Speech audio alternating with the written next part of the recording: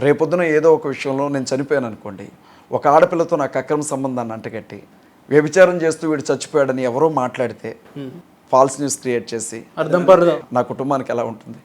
ఆ మనిషి చనిపోవడం కూడా పెద్ద విషయం కాదు. ఇప్పుడు అతని క్యారెక్టర్ని చంపుతున్నారు, అతని వ్యక్తిత్వాన్ని చంపుతున్నారు.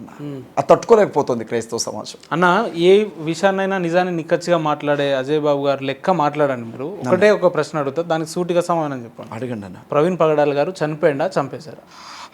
చనిపోయిందా చంపేశారా? ఆయన అనుమానాస్పదమైనటువంటి మృతిగా మాత్రం నేను చెప్తాను. చనిపోయిందా చంపేశారా? నేను పక్కన చూడలేదు కదా. చనిపోయిందా చంపేశారా? ఆయన చనిపోయిన మాట వాస్తవమే, కానీ ఆయన ఎలా చనిపోయాడు అన్నదే ప్రశ్న ఇప్పుడు. కానీ చంపేశారు అనే చెప్పి ఇదే అజయ్ బాబు గారు మొదటి నుంచి మాట్లాడుతున్నాడు, వాదిస్తున్నాడు కదా. అనుమానాలు ఉన్నాయని చెప్తున్నాం. అది యాక్సిడెంట్ అంటే అంత గుడ్డిగా నమ్మలేకపోతున్నాం మేము. ఎందుకంటే అక్కడికి వెళ్ళామన్నా, చనిపోయిన వ్యక్తిని చూసాం. రోడ్డు దగ్గర నుంచి 5-6 అడుగుల పక్కన బండి పడిపోయి ఉంది. ముఖానికి ఉండే స్పెడ్స్, ఇప్పుడు యాక్సిడెంట్ జరిగితే ఆ కళ్ళద్దాలు పగిలిపోవాలా వద్దన్న? కళ్ళకు పెట్టుకున్న అద్దాలు పగిలిపోవాలి, వాటిని జాగ్రత్తగా తీసి పక్కన పెట్టారు. మూతుకుండే మాస్క్ పక్కన పెట్టుంది. అది ఎట్లా సాధ్యం? నాకు కాదన్నా, ఇప్పటికీ కూడా ఎంతో మంది వెళ్ళి ఆ ప్లేస్ని చూసి వస్తున్నారు. బండి యాక్సిడెంట్ అయినప్పుడు డూమ్ లైట్ ఎక్కడో పగిలిపోయింది, సరే చిన్న దెబ్బ తగలదా బండికి? బండి మనిషి మీద అలా పడుకోబెట్టినట్లుగా పడిపోయింది. యాక్సిడెంట్ అయితే మనిషి ఒక వైపు పడతాడు, బండి ఒక వైపు పడుతుంది, కనీసం పక్క పక్కన పడతారు. దుప్పటి కప్పుకున్నట్లుగా ఉంటుందా? అదే ప్లేస్లో రక్తం అంటిన కర్రలు ఉన్నాయి. దాదాపు 24 గంటలు ఆ ఇన్సిడెంట్ జరిగిన తర్వాత పోలీసులు క్రైమ్ సీన్ని ప్రొటెక్ట్ చేయాల. అదంతా చూసినప్పుడు ప్రతి ఒక్కరికి కూడా ఇది ఎట్లా యాక్సిడెంట్ అన్న ఒక అనుమానం. అంటే ఇప్పుడు వస్తున్న సీసీ ఫుటేజ్ కావచ్చు, ఫోన్పే ట్రాన్సాక్షన్స్, పేటిఎం ట్రాన్సాక్షన్స్, ఇవన్నీ పోలీస్ డిపార్ట్మెంట్ రిలీజ్ చేసిందే కదా. అంటే మీరు డిపార్ట్మెంట్ని తప్పు పడుతున్నారా ఎట్లా? ఇప్పుడు ఒకవేళ అదే వాస్తవం అనుకోండి, పూర్తి ఆధారాలతో బయటపెట్టండి. పూర్తి ఆధారాలతో బయటపెట్టండి. ఇన్ని రోజులు అవసరం లేదు కదా. మీ దగ్గర అన్ని ఆధారాలు ఉన్నాయి, సీసీటీవీ ఫుటేజ్లు ఉన్నాయి అనుకుందాం, ఫోన్పేలు, గూగుల్ పేలు ఉన్నాయి, మీ దగ్గర అన్నీ ఉన్నాయి. ఓపెన్గా చెప్పేసేయండి, అదే విషయం చెప్పండి. మీరు చెప్పనంత వరకు మాకు అనుమానం ఉంటుంది కదా. అనుమానాస్పద మృతిగానే మీరు కూడా కేసు కట్టారు కదా, ఎఫ్ఐఆర్ చేసింది. అనుమానాస్పద మృతి అంటే మీకు కూడా అనుమానం ఉందనే కదా అర్థం. లేదు, అనుమానం లేదు, ఇది యాక్సిడెంటే, ఇట్లా జరిగింది, ఇట్లా జరిగింది అని అంటే ఓపెన్గా చెప్పండి. పోలీసులే వచ్చి మధ్యలో ఎవరెవరో వచ్చి మాట్లాడడం ఏంటన్నా? పోలీసులు కదా మాట్లాడాల్సింది. ఎంత దారుణమైనటువంటి విషయం అన్నా ఇది. మీకు అన్నీ తెలుసు, ఓకే చెప్పేసేయండి. ఇలా జరిగింది, ఇలా జరిగింది, ఇలా జరిగిందని చెప్పండి. మా తలరాత అనుకుంటాం, ఇలా జరిగింది అనుకుంటాం. కానీ మీకే అన్న అనుమానాలు ఉండి కేసునే మీరు అనుమానాస్పద కేసుగా మార్చినప్పుడు యావత్ క్రైస్తవ సమాజానికి అనుమానం ఉంది ఆయన చనిపోయిన ఆ ప్లేస్ని చూసినప్పుడు. సరే, మీరు చెప్తున్నట్టు అనుమానమే ఉంది అని ఒక నిమిషం అనుకుంటే ప్రవీణ్ గారిని హత్య చేయాల్సినంత అవసరం ఎవరికి ఉందని? ఎవరికైనా ఉండొచ్చు. నేనేమనుకుంటానంటే, ప్రవీణ్ గారిని ఒకవేళ మా అందరి అనుమానాలే వాస్తవమై అది కానీ హత్య అయి ఉంటే, ప్రవీణ్ గారిని చంపితే ఎవరికి లాభం ఉంటుందో వాళ్ళు చంపుండాలి. లేదా ప్రవీణ్ గారి మీద ఎవరికైనా పగుంటే వాళ్ళు చంపుండాలి. లేదా ప్రవీణ్ గారు ఎవరికన్నా కెరీర్కి ప్రమాదకరంగా ఆయన మారుంటే వాళ్ళు చంపుండాలి. లేదా ఆస్తిపాస్తులకు సంబంధించినటువంటి వ్యవహారాల్లో ఎవరైనా ఇన్వాల్వ్ అయి ఉండాలి. ఏదో ఒకటి జరిగి ఉండొచ్చు. మేమేమంటున్నామంటే, ఏం జరిగిందో మాకు తెలియదు, కానీ అతను చనిపోయినటువంటి స్థలం, చనిపోయినటువంటి ఆ శవం నమ్మశక్యంగా లేదు. యాక్సిడెంట్ అంటే ప్రవీణ్ గారు చచ్చిపోతే హైందవ సమాజాన్ని లేదంటే హైందవ మత పెద్దల్ని ఎందుకు తీరుతున్నారు మీరు? అవసరం ఏముందంటే, ఇప్పుడు విషయం ఏంటంటేనా, దాదాపు ఆయన సేవా పరిచర్యలో రాధా మనోహర్ దాస్తో కావచ్చు, ధర్మమార్గం భాస్కర్ రాజ్తో కావచ్చు, హిందుత్వానికి మేమే పెద్ద దిక్కు అని మాట్లాడిన ఎంతో మందితో డిబేట్లు చేసిన వ్యక్తి ఆయన డిబేట్ చేసిన ప్రతిసారి ఆ కామెంట్ సెక్షన్లో ఆయన్ని చాలా పెద్దగా దూషించినటువంటి వాళ్ళు ఉన్నారు, చాలా రకాలుగా. ఒకసారి అయితే రాధా మనోహర్ దాస్ లేచి వెళ్ళిపోయాడు డిబేట్లోంచి. ద సేమ్ టైం ఆయన మహమ్మద్ ప్రవక్త మీద కూడా విపరీతమైనటువంటి వ్యాఖ్యలు చేశారు ఒక సందర్భంలో. ముస్లిం సమాజం నుంచి షమీ అనే వ్యక్తి, ఆయన కూడా చాలా కఠోరంగా మాట్లాడారు. గడిచిన ఒక 4 రోజుల నుంచి ప్రవీణ్ గారు ఆయన పిఏతో కానీ ఆయన ఇంట్లో కానీ, ఇప్పుడు అన్న పాస్టర్ గారి కుటుంబ సభ్యులు కావచ్చు, బంధువులు కావచ్చు, అన్న ఇట్లా జరిగిందన్న ఇది పరిస్థితి అని చెప్పుకుంటారు కదా. మాకు వచ్చినటువంటి సమాచారం ఏంటంటే, ఆయన అనేక సందర్భాల్లో నన్ను చంపుతానని బెదిరింపులు వస్తున్నాయి, నా బిడ్డను చంపడానికి రెక్కి చేస్తున్నారు. నేను ఫేస్బుక్ వేదికగా ఈ విషయాలు చెప్తున్నా, క్రైస్తవ సమాజం ఎవరు నన్ను పట్టించుకోవట్లేదు, మన క్రిస్టియన్స్లో యూనిటీ లేదు, రేపు నేను చస్తే తప్ప వీళ్ళకి యూనిటీ రాదేమోనని బాధపడేవాడు. అదే పరిస్థితి మీకు వస్తుందని అనుకుంటారా ఈ 4-5 సిచ్యువేషన్ చూసిన తర్వాత? ప్రవీణ్ పగడాల గారితో పోలిస్తే నేను నథింగ్ అన్న. ఆయన జ్ఞానం కావచ్చు, ఆయన ఆస్తి కావచ్చు, ఆయన తెలివి కావచ్చు, ఆయన వ్యక్తిత్వం కావచ్చు, నేను దేనికి సరిపోను. నేను సరిపోను. ఆయన అలాంటి స్థితిలో మరణించారు, దాని వెనక ఏదైనా కొట్టుంటే నాకు ఓపెన్గా చెప్తున్నారుగా. హమారా ప్రసాద్ పెట్టిన పోస్ట్ మీరు చూడలేదా? నెక్స్ట్ అజయ్ నువ్వేరా చచ్చేది అని పెట్టాడు. బీజేపీ నేత చిన్న అన్న వ్యక్తి పెట్టిన పోస్ట్ మీరు చూడలేదా? నెక్స్ట్ అజయ్ గడే చచ్చేది అని పెట్టాడు.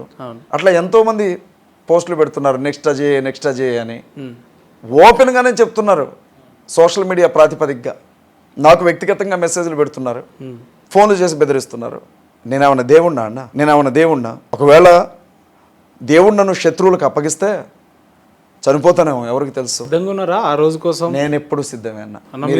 మీరు ఇప్పుడు నన్ను చంపినా చనిపోవడానికి నేను సిద్ధమే. కానీ దానికి ఒక కాజ్ ఉండాలి, దానికి 10 మందికి ఉపయోగపడాలి ఆ చావు. ఒక మనిషి మరణం అన్న, ఇప్పుడు కోడి చచ్చిపోతే కోసుకొని తింటాం, మేక చచ్చిపోతే కోసుకొని తింటాం. మనిషి చచ్చిపోతే వాడిని తీసుకెళ్ళి పారేయడానికి తప్ప వాడు దేనికి పనికిరాడు. అట్లాంటి చావద్దన్న, 10 మందికి ఉపయోగపడాలన్న. ఒక మరణం అనేక మందిని కదిలించాలి. మీ చావుని మీరు కొని తెచ్చుకుంటున్నట్టు అనిపిస్తుంది నాకు. లేదన్న, అలా అని చెప్పి కసాయివాడి ముందు గొర్రె తలంచినట్లు వంచనన్నావు. నన్ను నేను కాపాడుకుంటాను. ఇక నా చేయి దాటిన తర్వాత నేనేం చేయలేను కదా. ఒకవేళ నా బలం మించిన వ్యక్తులు వచ్చారు, నా శక్తి సరిపోలా, అటాక్ చేశారు, చనిపోవాల్సి వచ్చింది, దేవుడే అప్పగించాడు అనుకోండి, ఏం చేయలేను కదా. నేనేమన్నా దేవుణ్ణా? ఏం చేస్తున్నా మరి మీరు బహిరంగంగా నెక్స్ట్ అజయ్ బాబు సామాజిక మాధ్యమాల్లో మారుమోగుతుంది, మీరు ఏం చేయగలుగుతున్నారు మరి? నేను పోలీస్ స్టేషన్లో కంప్లైంట్ ఇచ్చానన్న. కంప్లైంట్ ఇస్తే సరిపోతుందా? ఎస్పీ గారి దగ్గరికి వెళ్ళాను, ఖమ్మం సిపి గారి దగ్గరికి, కమిషనర్ ఆఫ్ పోలీస్ గారి దగ్గరికి వెళితే ఆయన లేరు. డిప్యూటీ సిపి గారు వారు ప్రసాదరావు గారు వారు ఉన్నారు. ఏం జరిగిందో అంతా వివరించి వారికి కంప్లైంట్ ఇచ్చాను. వారు urban police station CI Bhanuprakash గారికి కాల్ చేసి మా ముందే ఈ కేసు పూర్వాపరాలు పరిశీలించి కేసు కట్టండి అని చెప్పారు. సిఐ గారిని కలుస్తాం, వెళ్ళి ఆల్రెడీ అక్కడ కంప్లైంట్ ఇచ్చి వచ్చాం, సాయంత్రం రిజిస్టర్ చేస్తారనుకుంటున్నాం.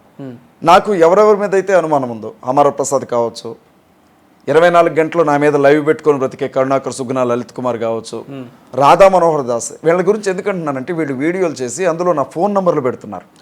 వీడియో చేయడమే కాకుండా నా ఫోన్ నంబర్ పెట్టడం వల్ల అనేక మంది ఆ నంబర్ చూసి వాళ్ళ ఫాలోవర్స్ నాకు బెదిరింపు కాల్ చేస్తున్నారు. ఫోన్ కాల్ లిఫ్ట్ చేసి మనం హలో అనే మరుక్షణమే అమ్మ నా బూతులు తిడుతున్నారు. ఇప్పటివరకు ఎన్ని కాల్స్ వచ్చినాయి మీకు? అట్లా నా ఫోన్ ఇస్తానన్నా, ఒక 5-6 వేల కాల్స్ ఉంటాయి, చూసుకోవచ్చు. 5-6 వేల కాల్స్, నా ఫోన్ అప్పచెప్పేస్తాను. ఇదేం అబద్ధం కాదు. మెసేజ్లు కూడా బ్లాక్ లిస్ట్లో పెట్టాను తప్ప మెసేజ్లు కొన్ని డిలీట్ చేయాలి, అవి అలాగే ఉంచేస్తాను. ఓపెన్గా పోలీసులకు అప్పచెప్పమంటే ఫోనే ఇచ్చేస్తాను. ఒక్కరోజు పోలీసుల దగ్గరికి ఉంచుకొని ఆ వచ్చే ఫోన్ కాల్స్ని చూడమన్నట్టు వాళ్ళకి అర్థమవుతుంది. ఇంతకంటే నేనేం చేయగలను చెప్పండి? బయటకు వెళ్ళినప్పుడు నలుగురిని తీసుకొని వెళుతున్నాను. అంటే భయపడుతున్నారా అజయ్ బాబు గారు? భయం కాదన్న, నాకు భార్య బిడ్డలు ఉన్నారు కదా. ఒంటరిగా లింగలింగం అనుకుంటే తిరిగేవాడిని అనుకున్నా, నేను పోతే ఎవరికి రా నష్టం అనుకునేవాడిని. కానీ నాకు 5 సంవత్సరాల పీకేస్తా అజయ్ బాబు గారు ఈరోజు నలుగురితో పోతున్నా అంటున్నంటే భయపడుతున్నారని అనుకుంటున్నాను. ఎందుకు జాగ్రత్త అనుకోవచ్చు కదా. మూర్ఖత్వంగా అంటే ఇప్పుడు ఒక మనిషి రోడ్డు మీద బస్సు వస్తుందన్న, తప్పించుకునే అవకాశం ఉంది, తప్పుకుంటావా? బస్సు ఎదురుగా వస్తుంది, ఫీల్ అయిద్దని దాని కింద పడతావా వెళ్ళి? నన్ను నేను కాపాడుకునే అవకాశం ఉన్నప్పుడు, నాకు ఒక భార్య 2 బిడ్డలు ఉన్నప్పుడు, మీరు చూశారు కదా, సంవత్సరం నా బిడ్డ, నా కొడుకు, నేను కనపడగానే వాడికి మాటలు రావు, 2 చేతులు ఎత్తి వచ్చిరాని నడకతో ఎలా ఊరికి వస్తున్నాడు నా దగ్గరికి. నా కూతురు ఎలా నా మెళ్ళ పట్టుకుంటుందో చూశారు కదా. రేపు నాన్న ఎవరిని పిలుస్తారు ఏదన్నా జరిగితే? ఇప్పుడు చావు అనేది అందరికీ సహజమే, ఏదో ఒక రోజు చనిపోవాల్సిందే. కానీ కావాలని చెప్పి వెళ్ళి రైలు పట్టాల కింద అయితే పడంగా నన్ను నేను కాపాడుకోవడానికి ప్రయత్నించడం తప్పే ఉంది. అంతవరకు ఎందుకన్నా, బయటికి ఎక్కడికన్నా వెళ్ళేటప్పుడు కారులో జాగ్రత్తగా 2 కర్రలో 3 కర్రలో పెట్టుకొని వెళ్తాం. ఎందుకంటే ఎవడొచ్చి అటాక్ చేస్తాడో తెలియదు. అంతవరకు ఎందుకన్నా, పార్లమెంట్లో లగడపాటి రాజగోపాల్ గారు నిరసన తెలియజేయడానికి పెప్పర్ స్ప్రే చల్లాడుగా అందరి మీద. ఇవాళ ఎలా ఉన్నాయి పరిస్థితులు చెప్పండి? ఇంట్లోంచి బయటికి వెళ్ళిన వాడిని కళ్ళ ముందే మాయం చేస్తున్నారు. నేను ఒకటే అన్నా, నన్ను కాపాడుకోవడానికి విశ్వ ప్రయత్నం చేస్తాను. నా వల్ల కాలేదనుకో నేనేం చేయలేను కదా. ఆ రోజు ఇది అదే మాట, ఈ రోజు ఇదే మాట. చావంటే భయం లేదు నాకు. ప్రవీణ్ పగడాల గారు చనిపోయిన తర్వాత అదొక ఇన్సిడెంట్ లెక్క చూడకుండా ఏదో మీ మీద నెక్స్ట్ టార్గెట్ అవుతున్నట్టు, లేదంటే ఇయాలో రేపు మీరు ఏదో చనిపోతున్నట్టు, చంపేస్తున్నట్టు ఈ రకంగా పోర్ట్రేట్ అవుతుంది సామాజిక మాధ్యమాలు. ఎందుకు? ఇప్పుడు నేను నా భార్య, నా 2 పిల్లలు, నా సంఘం అనుకుంటే నన్ను ఎవరు పట్టించుకునేవాళ్ళు కాదు. కానీ నేను క్రైస్తవ సమాజం అంతా అంటున్నాను, ముస్లిం సమాజం అంతా అంటున్నాను. మీరు గమనించండి, సహజంగా ముస్లింలకి క్రైస్తవులకి పెద్ద ఎత్తున విభేదాలు ఉంటాయి. బైబిల్ పరంగా, ఖురాన్ పరంగా విభేదాలు. వినండి, దళిత సామాజిక వర్గం అంటే ఒక రకమైన చిన్న చూపు ఉంటుంది. కానీ నాకు తెలిసింది ఏంటంటే అన్న, 3 తన్నులు తింటున్నారు వాళ్ళ భారతదేశంలో మతం పేరుతో. అందులో క్రైస్తవులు ఒక రకంగా తన్నులు తింటున్నారు మత మార్పిడి పేరుతో. పాకిస్తాన్కి ఎప్పుడు చేయగొడతారు వీళ్ళకి అసలు దేశభక్తి ఉండదని ముస్లింలు తన్నులు తింటున్నారు. అనగదక్కబడినటువంటి వారుగా, అణచబడినటువంటి వారుగా, అంటరాని వారుగా దళితులు దెబ్బతింటున్నారు. ఈ 3 వర్గాలు తన్నులు తినేటప్పుడు ముగ్గురు కలిస్తే తప్పే ఉంది అని చెప్పి ఒక ఆలోచనతో నేను CMDF స్టార్ట్ చేశాను. Christians, Muslims, Dalit front, defence force. నేను ఆ ముగ్గురు గురించి ఆలోచిస్తాను. అన్న మాకు చిన్నతనంలో సరిగ్గా తినడానికి కూడా ఉండేది కాదన్న మా ఇంట్లో. నలుగురికి అన్నం పెట్టలేని పరిస్థితి ఉంటే మా ఇంటి పక్కన ముస్లిం ఇళ్ళు ఇప్పటికి కూడా ఉంటాయి మా కాలనీలో. వాళ్ళ ఇంటి దగ్గరికి వెళ్తే అన్నం తినే మా వదిన బేగం వదిన నాకు అన్నం పెట్టుకొచ్చి ఇచ్చేదన్న ఆ పళ్ళెంలోంచి తీసి. ముస్లిమ్స్ అరే బేటా అరే వాళ్ళ మధ్యలో పడుకున్నాను నేను ఆ కుటుంబంలో. ఎట్లా మర్చిపోతారన్నా? ఇప్పుడు మా ఇంటి ముందు ఒక కుక్కకు ముద్ద పెడితేనే అది రోజు వచ్చింది మా ఇంటికి. ముస్లిం ఇళ్లలో అన్నం తిన్నాను, నేను ఎలా మర్చిపోవాలి వాళ్ళని? నా భార్య ఎస్సీ దళితురాలన్న. వాళ్ళ ఇంటికి వెళ్ళినప్పుడు నేను చూస్తాను, ఎంత ఉన్నోడైనా సరే మాదిగా అయితే చాలు కులం పేరుతో తిట్టేస్తారు. వాళ్ళు ఎన్ని మాటలు పడుతుంటారు అన్న. మరి వాళ్ళని ఎలా వదిలిపెట్టుకోవాలి నేను? నా బిడ్డలు ఈరోజు నాకు నా భార్యకి అంటే ఒక ఎస్సీకి ఒక బీసీకి పుట్టినటువంటి పిల్లలు కదా. నా పిల్లల్లో కూడా తన బ్లడ్ ఉంది కదా. మరి నా పిల్లలను చూసినప్పుడు నాకు దళితులు గుర్తురారా? నేను ఒక క్రిస్టియన్గా క్రైస్తవ సామాజిక వర్గం నాది అని ఓన్ చేసుకుంటానన్న. అయితే నేను కొంచెం కటువుగా మాట్లాడతాను. మాట్లాడినప్పుడు ఏమనుకుంటారంటే వీడికి పొగరు, వీడికి అహంకారం అని అంటారు. కానీ నాలో ఉన్న ఆ బాధను అర్థం చేసుకోవట్లేదు. నా సమస్య అన్న ప్రవీణ్ గారు చనిపోయిన తర్వాత చాలామంది పాస్టర్లు, చాలామంది క్రైస్తవ సమాజంలో ఉన్న పెద్దలందరూ మాట్లాడారు, బాగానే ఉంది. వాళ్ళందరి మీద ఎవరి మీద లేని టార్గెట్ మీ మీద ఎందుకు అయింది అంటున్నా. సమస్య ఏంటంటే క్రైస్తవులు అంటే మాలమాదిగోళ్లే క్రైస్తవులు, ఇంకెవరు క్రైస్తవులు కాదు. వీళ్ళు అంటరాని వాళ్ళు, వీళ్ళు అసలు మా ముందు నిలబడడానికి అర్హత లేని వాళ్ళు. వీళ్ళు చదువుకోకూడదు, గోసులు పెట్టుకుని తిరగాలి, వీళ్ళదొక బతికేనా అని చూసే మనుషుల మధ్య యేసుక్రీస్తు ప్రభు వాక్యం ఏం చేసిందంటే వాళ్ళకి ఎన్షర్ట్లు సూటు బూటు వేసింది, చదువు చెప్పింది, వైద్యం నేర్పింది. ఇవాళ ఐఏఎస్లుగా, ఐపీఎస్లుగా, పాస్టర్స్గా, దేవుని గురించి చెప్పే స్థాయికి వచ్చిన పాస్టర్స్గా వాళ్ళు తిరుగుతుంటే ఒక రకమైన ఉన్మాదం. ఈ నా కొడుకులు వచ్చి మాకు చెప్తున్నారు ఏంది, వీళ్ళేంది, వీళ్ళ బతికేంది అన్న రీతిలో దాడి జరుగుతూ ఉంది. ఈ విషయం అందరికీ కష్టం అనిపించట్లా, కానీ నాకు కష్టం అనిపిస్తూ ఉంది. ఒకవేళ ఇదే దాడి హిందువుల మీద జరుగుంటే నేను క్రైస్తవుల మీద తిరగబడదును. మీరెవర్రా మాట్లాడడానికి హిందువుల గురించి? హిందువుల మీద దాడి చేసే హక్కు మీకు ఎవడిచ్చాడు? మీకేం హక్కు ఉందని చెప్పి హిందువుల మీద దాడి జరిగితే నిరభ్యంతరంగా మాట్లాడతాను. ఖండిస్తారా? నిరభ్యంతరంగా. ఒకవేళ మీద దాడి జరిగితే అజయ్ బాబు గారు ఖచ్చితంగా ఖండిస్తాను. ఖండించడం కాదు, వాళ్ళ పక్కన నిలబడతాను. స్వేచ్ఛ వాయువులతో చెప్తున్నారు, పూర్తిగా చెప్తున్నాను నేను. అజయ్ బాబు అంటే హిందువుల వ్యతిరేకి అని అంటారు కదా. నేను ఎప్పుడు హిందువుల వ్యతిరేకి అయితే హిందువుల ఆడబిడ్డని ఎందుకు పెళ్లి చేసుకుంటాను నేను? మా మామయ్య హిందూ, మా అత్త హిందూ, మా బావ హిందూ, మా చెల్లి హిందూ, వాళ్ళందరూ కూడా హిందూస్. వాళ్ళ బిడ్డని ఎందుకు పెళ్లి చేసుకుంటాను నేను? ఇవాళ కూడా మేము ఏమంటారునా ఇంటి దగ్గర వాళ్ళు పెట్టుకుంటారు కదా, అమ్మవారికి పెట్టుకోవడం అట్లా ఉంటారు కదా, కబురు చేస్తారు కులదేవతగా, అల్లుడు వచ్చేళ్ళండి అని చెప్పి. ఇప్పుడు నేను వ్యతిరేకనని ఎవరు చెప్పారు? నేను హిందువులకు వ్యతిరేకని కాదన్నా. మొదటి నుంచి కూడా హిందువులకు నేను మంచి స్నేహితుడినే. నేను గర్వంగా చెప్తాను, హిందుత్వవాదం పేరుతో జరుగుతున్నటువంటి ఉన్మాదానికి మాత్రమే నేను వ్యతిరేకిని. మీకు ఇంకో విషయం చెప్తున్నాను, జిహాద్ పేరుతో జరుగుతున్నటువంటి మారణకాండకి నేను వ్యతిరేకినే. క్రూసేడ్ పేరుతో ఎక్కడైనా క్రైస్తవులు ఎవరి మీద కన్నా ఫారిన్ కంట్రీస్లో వెళ్ళినా దానికి నేను వ్యతిరేకినే. మతం పేరుతో ఒక మనిషిని చంపొద్దు, వాడు క్రైస్తవుడా, ముస్లిమా, హిందువా అని చూడొద్దు. అక్కడ వాడొక మనిషి, అది చూడండి అని చెప్తున్నాను. వాడిని బతకనివ్వండి అని చెప్తున్నాను. స్వేచ్ఛగా వాడి మతాన్ని వాడు ప్రకటించుకునేవ్వండి, వాడి దేవుణ్ణి వాడు నమ్ముకునేవ్వండి, వాడి కష్టం వాడు పడుతున్నాడు, నువ్వు హేళన చేయొద్దని చెప్తున్నాను నేను. రిఫ్లెక్షన్ అనేది ఉండదు అన్న. ఇప్పుడు బొకడా బైబిల్ అన్నాడు రాధా మనోహర్ దాస్, లంజల పుస్తకం అని అన్నాడు. యేసుక్రీస్తు తల్లి మరియా వ్యభిచారం చేసి యేసుక్రీస్తుని కందే అన్నాడు. ఇదే మాట ఒక 20-30 ఛానళ్ళు లైవ్లు పెట్టుకొని మమ్మల్ని హేళన చేస్తూ ఉంటే ఆన్సర్ చెప్పొద్దన్న. అందులో భాగంగా నువ్వు బైబుల్ జోలికి వచ్చావు కాబట్టి నీ గ్రంథాల్లో ఏముందో మాట్లాడావు అంతే తప్ప బూతులు మాట్లాడాల సుమా. మీ పురాణాల్లో ఏముందో చెప్పావు అంతే. మేము ఇప్పుడు ప్రతి ఆదివారం చర్చికి వెళ్తామన్నా, చర్చిలో ఉండే ప్రతి ఒక్కరికి చెప్తాం మీ చేతుల్లో బైబిల్ ఉండాలి ఖచ్చితంగా అని. మరి మీ గుడికి వచ్చిన ప్రతి ఒక్కళ్ళు కూడా మీరు పురాణాలు పంచొచ్చుగా. మీ గుడికి వచ్చిన అందరికీ భగవద్గీత, రామాయణం ఇవ్వచ్చుగా. మీరెందుకు ఎవరన్నా? హిందువులందరిలో భగవద్గీత ఉండాలి, రామాయణం ఉండాలి, పురాణాలు ఉండాలి, వేదాలు ఉండాలి, తెలుగులో చదువుకునే అవకాశం ఉండాలి. ఉంటే అంటే మత ప్రచారం చేయడం మా సంస్కృతులు లేదు కాబట్టి మేము ప్రచారం చేయం. ప్రచారం కాదన్నా, నువ్వు ఒక హిందువి అని అంటున్నావు, నువ్వు ఒక బ్రాహ్మణ మతాన్ని నమ్మిన వ్యక్తివి, అప్పుడు నీ మత గ్రంథం నీ ఇంట్లో ఉండాలి కదా. ఎందుకు ఉండద్దు? ఉండదని మీరు ఎట్లా అనుకుంటున్నారు? ఎవరు ఉండదని మీరు ఎట్లా? ఇవాళ అందరు హిందువులు అన్న మా ఇంటికి వస్తారా మీరు? గుండెల మీద చేసుకో, మా ఇంటికి రండి, మీరు గుండెల మీద చేసుకొని చెప్పండి. ప్రతి క్రైస్తవుడి ఇంట్లో బైబిల్ ఉంటాయి. నా ఇంట్లో అతకండి ఒక 10-15 బైబిల్ ఉంటాయి. ప్రతి క్రిస్టియన్ ఇంటికి వెళ్ళండి, బైబిల్ ఉంటుంది. ప్రతి హిందూ ఇంటికి వెళ్ళి చూడండి ఎన్ని రామాయణాలు ఉన్నాయో అడగండి. భగవద్గీతలు ఎన్ని ఉన్నాయి, పురాణాలు ఎన్ని ఉన్నాయి. ఉండాల్సిన నీ గ్రంథం నువ్వు చదవనప్పుడు మా సంస్కృతులు నీ గ్రంథంలో ఏముందో నీకు ఎలా తెలుస్తుంది? ఎవరు చెప్పారు చదవతలేరని?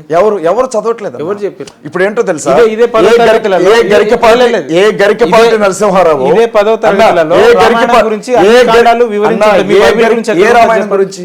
మీ బైబిల్ గురించి ఎక్కడ? వాల్మీకి రామాయణం గురించా, మొల్ల రామాయణం గురించా, లేకపోతే ఏ రామాయణం? 318 రకాల రామాయణాలు ఉన్నాయి.